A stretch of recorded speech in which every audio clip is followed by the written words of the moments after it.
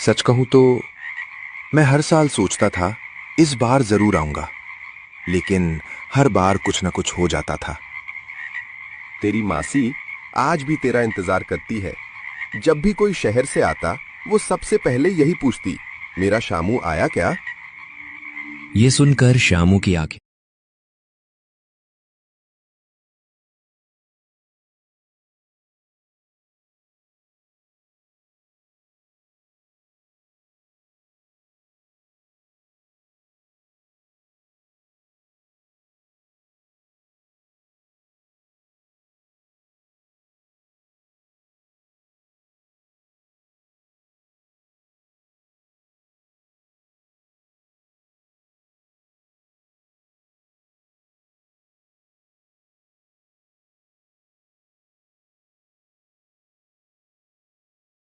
घर चल, सब बता देंगे।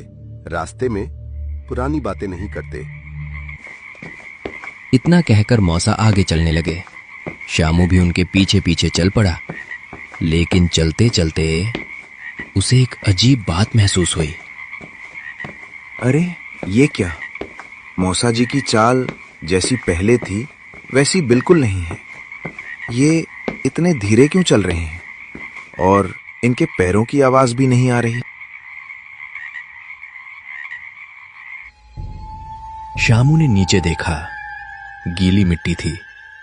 उसके अपने पैरों के निशान साफ बन रहे थे, लेकिन मौसा के पैरों के नीचे मिट्टी बिल्कुल वैसी की वैसी थी, कोई निशान नहीं। शायद अंधेरे की वजह से मुझे ठीक से दिखाई नहीं दे रहा। थोड़ी दूर चलने के बाद एक पुराना बरगद का पेड़ आया। मौसा अचानक वहीं रुक गए। उन्होंने धीरे धीरे पीछे मुड़कर शामू की तरफ देखा। शामू, एक बात पूछूं? जी मौसा जी। अगर कोई अपना बहुत सालों तक तुम्हारा इंतजार करता रहे और तुम कभी वापस ना आओ, तो गलती किसकी होती है? मैं समझा नहीं। कुछ नहीं, चलो, घर बस सामने ही है। शामू ने एक बार फिर मौसा के चेहरे की तरफ देखा। उनकी मुस्कान वापस आ चुकी थी, लेकिन अब वो मुस्कान पहले जैसी अपनापन भरी नहीं लग रही थी।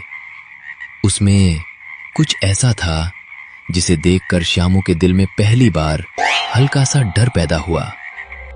दोनों धीरे धीरे आगे बढ़े और कुछ ही मिनटों बाद एक पुराने जर्जर लेकिन कभी बेहद खूबसूरत रहे मकान के सामने पहुंच गए।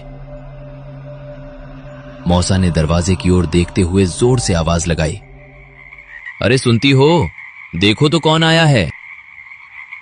मौसा ने जैसे ही दरवाजे पर आवाज लगाई, पुराने लकड़ी के दरवाजे के पीछे से किसी के धीमे धीमे कदमों की आवाज आने लगी।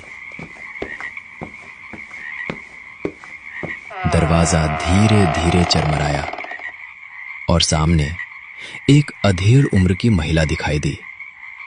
सफेद साड़ी, लेकिन आंखों में वही पुराना अपनापन।